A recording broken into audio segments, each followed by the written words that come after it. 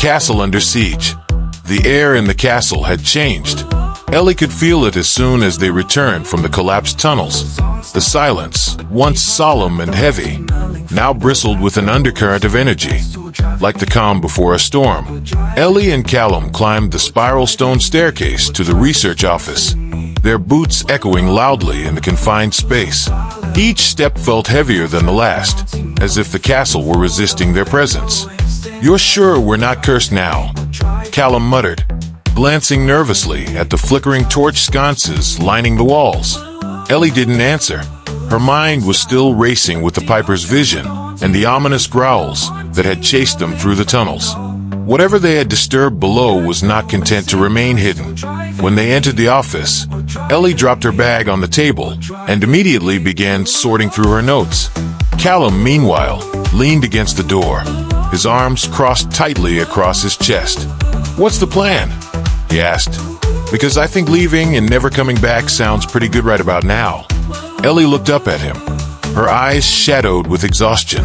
"We can't leave. Not yet. If we don't figure out what's happening here, more people could get hurt." Before Callum could respond, the door behind him slammed shut with a deafening bang. The first signs. Callum jumped, spinning around to face the door. What the hell was that? Ellie stood frozen, her eyes wide. "I didn't touch it." The door remained closed, but the air in the room had grown colder. Their breaths formed invisible puffs, and the faint sound of footsteps echoed in the hallway outside. "There's no one out there," Callum said, his voice shaking. Ellie grabbed a flashlight and stepped toward the door. "Stay here," she said, though her voice betrayed her own unease. "Not a chance," Callum said, following close behind. Ellie opened the door cautiously, her flashlight beam sweeping the corridor. It was empty, the flickering torches casting long shadows on the stone walls. But the sound of footsteps persisted, moving further down the hall. "They're leading us somewhere," Ellie said. "Or luring us into a trap," Callum muttered. "A haunting presence." They followed the sound of the footsteps, their flashlights slicing through the dim corridors. The air grew colder with each step, and Ellie felt a growing sense of unease. When they turned a corner, the sound abruptly stopped. They stood in a long, empty hallway lined with suits of armor and ancient tapestries. The stillness was oppressive, as though the castle itself were holding its breath. Then, without warning, one of the suits of armor toppled over with a deafening crash. Ellie and Callum jumped back, their flashlights darting toward the source of the noise. The armor lay in a heap on the floor, its pieces scattered like the remnants of a fallen soldier. "That's it," Callum said, his voice trembling. "We're leaving." But before they could turn back, the torches along the hallway flared brightly, their flames casting unnatural shadows on the walls. One of the shadows moved. Ellie's heart raced as she saw the outline of a figure, tall and thin, with sharp angles that seemed to distort unnaturally as it moved closer. "It's not real," Callum whispered, though his voice was filled with doubt. The figure stopped a few feet away, its hollow eyes locking onto Ellie. She felt a cold wave wash over her, freezing her in place. "Who are you?" she managed to ask, her voice trembling. The shadow didn't respond. Instead, it raised an arm, pointing toward a nearby door. The Room of Shadows. Ellie and Callum exchanged uneasy glances before approaching the door. It was old and heavy, its surface carved with intricate patterns that seemed to writhe in the flickering torchlight. Ellie reached for the handle, hesitating for a moment before pushing it open. The door creaked loudly, revealing a small chamber filled with dust and cobwebs. At first, the room appeared empty, but as Ellie stepped inside, she noticed an old wooden table at the center. On it rested a single, ornate mirror. The mirror's surface was cracked, its silvered backing tarnished and peeling. Yet, despite its age, the reflection was clear. Too clear. Ellie could see herself and Callum, but the room behind them appeared different. "Do you see that?" Ellie whispered. Callum nodded, his face pale. The reflection, it's not the same as the room. In the mirror, the chamber was alive with movement. Shadows flitted across the walls, and faint figures moved in the background, their faces indistinct. Ellie stepped closer, her reflection mirroring her every movement. As she leaned in, the glass suddenly rippled, and an icy hand shot out from the surface, grabbing her wrist. The attack! Ellie screamed, stumbling backward as the hand pulled her toward the mirror. Callum grabbed her arm, yanking her free, just as the hand retreated into the glass. The mirror's surface returned to its cracked stillness, but the air in the room had grown colder, and the shadows seemed to press closer. "Are you okay?" Callum asked, his voice frantic. Ellie nodded, though her wrist throbbed where the hand had grabbed her.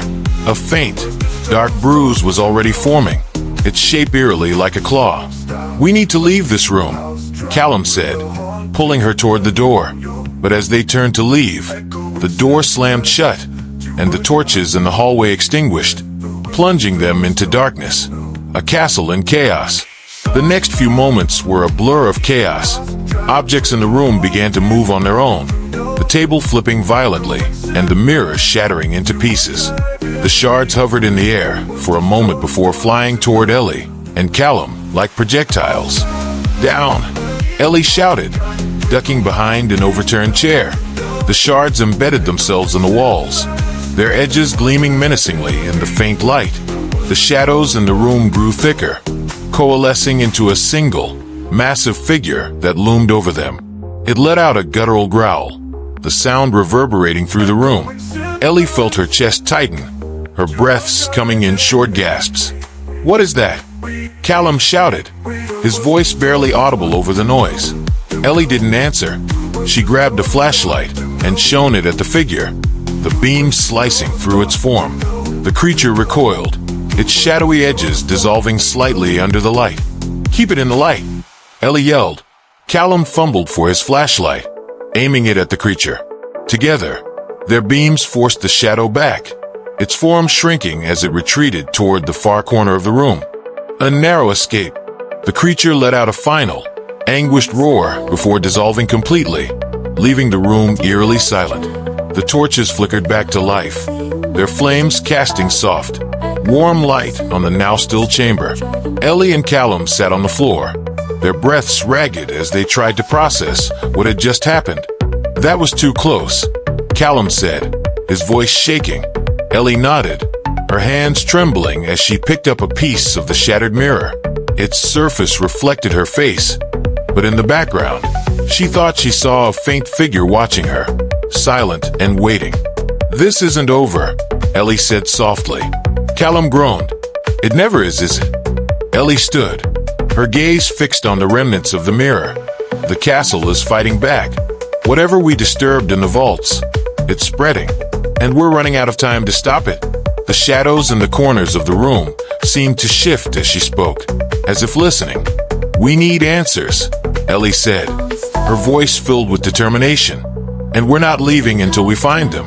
A living castle. The air in the room felt heavy, as though it had thickened into something tangible. Ellie stood by the shattered remnants of the mirror, her fingers brushing against the cool, jagged shards. Her reflection stared back at her, fragmented and distorted. She could still feel the icy grip of the hand that had emerged from the glass, its touch lingering on her skin like a brand. Callum paced behind her, his face pale and drawn. "Tell me you've got an explanation for this," he said, his voice tight. "Because I'm starting to think we're in a horror movie, and we didn't even get a script." Ellie didn't respond immediately. Her mind raced as she pieced together the events of the past few days. The whispers in the vaults, the Piper's warning, the violent outbursts of paranormal activity. Each incident seemed connected, part of a larger pattern she was only beginning to understand. "I don't think it's just ghosts," Ellie said finally, her voice low. Callum stopped pacing and turned to face her. "What does that mean?" Ellie glanced around the room, her gaze lingering on the walls, the floor, the very stones that surrounded them. "I think the castle is alive, a sentient fortress." Callum blinked, his mouth opening and closing as he struggled to process her words. "Alive? Like a giant monster?" Ellie shook her head. "Not in the way you're thinking. Not physically alive, but it's aware. It feels. It reacts." Callum ran a hand through his hair, his expression a mix of disbelief and fear. You're saying the castle knows we're here? Yes, Ellie said, her tone resolute. And I think it feeds on fear and despair. Every tragedy that's happened here, the betrayals, the deaths, the curses, it's like fuel for the castle. It absorbs that energy and uses it to grow stronger. Callum let out a hollow laugh. So what? We're trapped inside some kind of haunted sponge. Ellie ignored his sarcasm, her mind racing as she pieced together the implications of her theory. Think about it, she said. The Black Dinner, the Piper's disappearance, the plague victims sealed in the vaults. They all left behind fear, anger, and sorrow. Those emotions lingered, and the castle fed on them. That's why the activity is escalating. We've disturbed something deep within its foundation. Callum stared at her, his skepticism faltering. If that's true, what do we do about it? Signs of awareness. The castle itself seemed to answer his question. The temperature in the room dropped suddenly, and the torches lining the walls flickered violently. The faint sound of whispers returned, their cadence rising and falling like a twisted lullaby.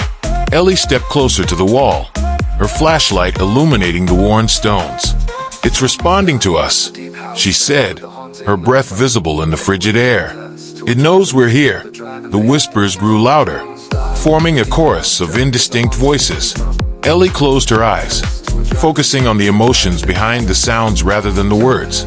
She felt waves of anger, grief, and fear washing over her, each one more intense than the last.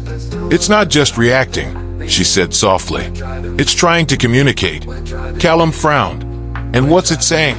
Get out before we eat you. Ellie turned to him, her expression somber.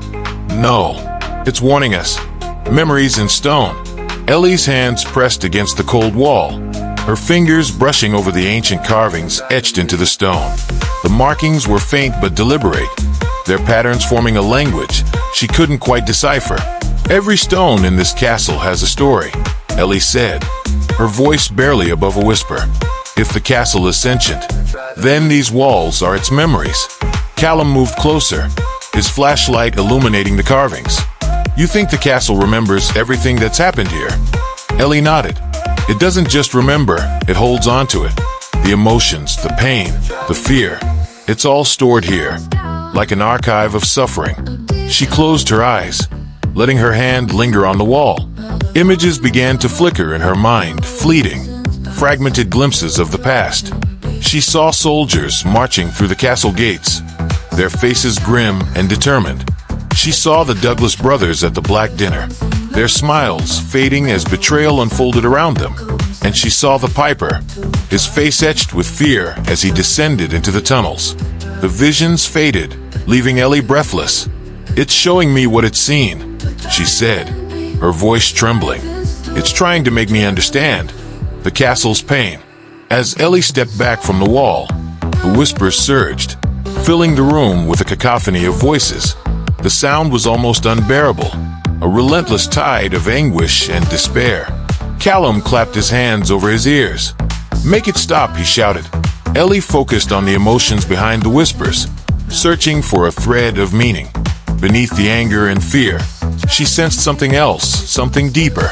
It's not just feeding on pain, she said, her voice strained. It's trapped in it. Callum lowered his hands, his brow furrowing. Trapped? Ellie nodded. The castle isn't just alive, it's suffering. It's been consumed by all the pain it's absorbed over the centuries. That's why it lashes out. It's trying to release what it's holding. The whispers began to fade, replaced by a deep, resonant hum that seemed to emanate from the very stones. The floor beneath them trembled slightly, and Ellie felt a surge of urgency. We have to help it, she said, turning to Callum. Callum stared at her in disbelief. Help it? Ellie, it's a castle. A haunted castle that's trying to kill us. Ellie's gaze hardened. It's not trying to kill us. It's trying to survive. If we can find a way to release the pain it's holding, we might be able to stop this. A plan to heal. Ellie grabbed her notebook and began sketching a rough map of the castle, marking the locations of the vaults, the Great Hall, and the other areas where paranormal activity had been strongest. These are the places where the most pain was concentrated, she said, pointing to the map. If we can trace the connections between them, we might be able to find the source, the heart of the castle's sentience. Callum shook his head, pacing the room. And what happens when we find it? Do we just ask it nicely to stop being haunted? Ellie didn't answer. She didn't know what they would find at the castle's heart, or if they would survive it, but she knew they had to try. The castle strikes back. As they prepared to leave the room, the door slammed shut with a deafening bang, and the torches extinguished simultaneously, plunging them into darkness. Ellie's flashlight flickered, and she felt the air grow colder. The whispers returned, louder and more chaotic than before, as though the castle were resisting their efforts. "We have to move," Ellie said, her voice firm. Callum nodded, gripping his flashlight tightly. "Lead the way." They pushed the door open and stepped into the corridor, the walls trembling as the whispers followed them. The castle seemed to shift around them, its layout twisting and distorting as though trying to trap them. Ellie's pulse quickened as she realized the castle wasn't just reacting. It was fighting back. "Stay close," she said, her voice steady despite the fear gnawing at her. "We're going to find the heart of this place, and we're going to set it free." An unseen attack. Ellie and Callum hurried down the dimly lit corridor, their flashlights cutting through the gloom. The castle seemed to vibrate with a low, ominous energy, its walls groaning as though alive. Every step echoed loudly, the sound swallowed quickly by the oppressive silence. As they rounded a corner, the flicker of movement caught Ellie's eye. A figure stood at the far end of the hall, their features partially obscured by shadow. Ellie stopped, her heart skipping a beat, but then the figure stepped forward, revealing a familiar face. "Dr. Alan Royce," Ellie said, relief flooding her voice. Dr. Royce, a local historian with an infamous disdain for ghost stories, adjusted his glasses and gave her a disapproving look. His tweed jacket was slightly rumpled, and he clutched a leather satchel to his chest. "You've dragged me into quite the mess, haven't you?" Royce said, his tone clipped. Callum snorted. "Nice to see you too, Document. What are you doing here?" Royce gave a tight smile. "After your frantic call about living castles and ghostly Piper warnings, I thought I'd better see this nonsense for myself, if only to make sure you weren't desecrating Scotland's finest historical site." Ellie frowned. "We didn't call you here to debunk anything. There's something real happening, and it's dangerous. You shouldn't have come." Royce waved a dismissive hand. "Please, these old stones creak and groan. It's natural. You're letting superstition cloud your judgment." As if in response, a loud crash echoed down the hallway, causing all three to flinch. Royce adjusted his glasses, his bravado faltering. "What was that?" he asked, his voice tight. Ellie's flashlight darted to the source of the sound, but the corridor was empty. "That's what we're trying to figure out," she said. "Skeptic meets supernatural." Despite his skepticism, Royce agreed to follow them into the main hall, where Ellie had begun piecing together the castle's dark history. The air grew colder as they walked, and the torches along the walls flickered erratically. Ellie stopped in front of a large tapestry depicting a battle scene. She pointed to the corner of the fabric, where a faint, almost imperceptible symbol was woven into the pattern. "These markings," she said, tracing the design with her finger. "They're everywhere. I think they're tied to the castle sentience. If we can decipher them, we might be able to find a way to stop this." Royce leaned in to examine the symbol, his skepticism momentarily replaced by curiosity. "Interesting," he muttered. "This design is far older than the tapestry itself. It looks almost Pictish." Before Ellie could respond, the air in the room shifted. A low, guttural growl echoed through the hall, and the temperature plummeted. Callum's flashlight flickered. Guys," he said, his voice trembling. The growl grew louder, resonating through the stone walls. Royce stepped back, his face pale. "What is that?" Ellie scanned the room, her heart pounding. The shadows along the edges of the hall began to move, coalescing into indistinct forms. "Stay close," Ellie said, her voice steady despite the fear building in her chest. The attack. The shadows surged forward without warning, their forms twisting and writhing like smoke. Ellie grabbed Royce's arm, pulling him back as one of the shapes lunged at him. The historian stumbled, his satchel falling to the ground as he struggled to regain his footing. "What in God's name?"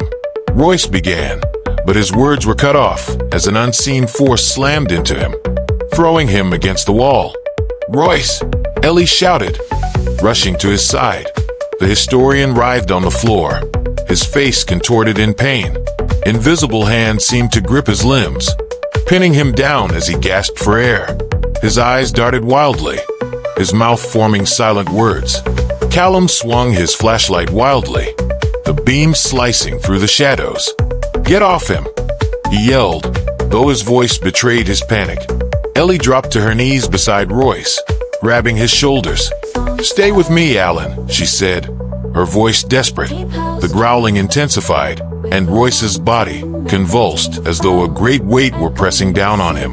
Ellie's flashlight caught the faint outline of a shadowy figure standing over him, its form indistinct but menacing. "Let him go!" Ellie shouted, her voice echoing through the hall. A desperate move.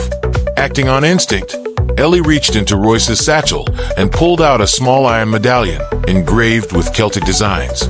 It was one of his prized artifacts, a relic he often carried for lectures.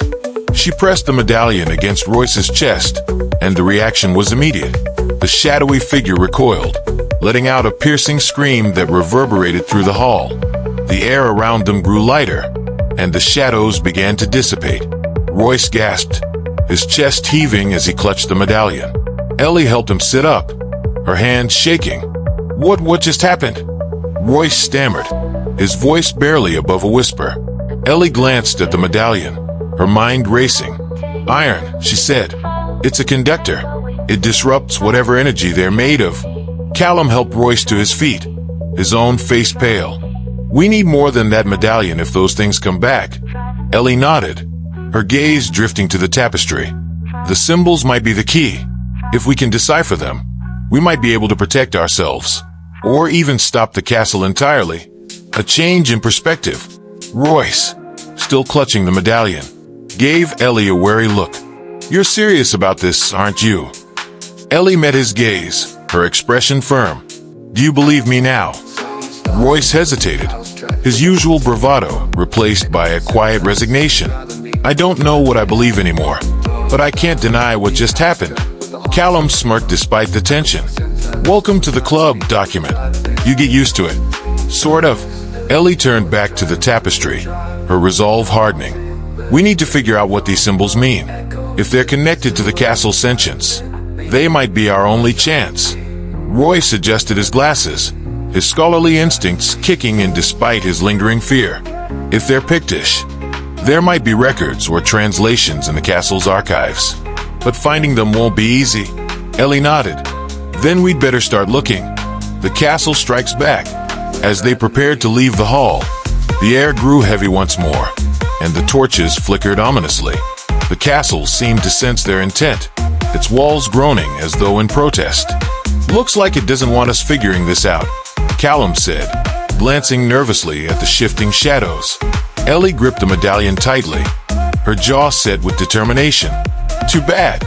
We're not stopping now." The growling returned, louder and more aggressive than before. Ellie felt a surge of fear, but pushed it aside, focusing on the task ahead. The castle was alive, sentient and angry, but it wasn't unbeatable. As they moved toward the archives, the shadows followed, their presence a constant reminder of the stakes. The castle had made its move, and Ellie knew the next would be hers.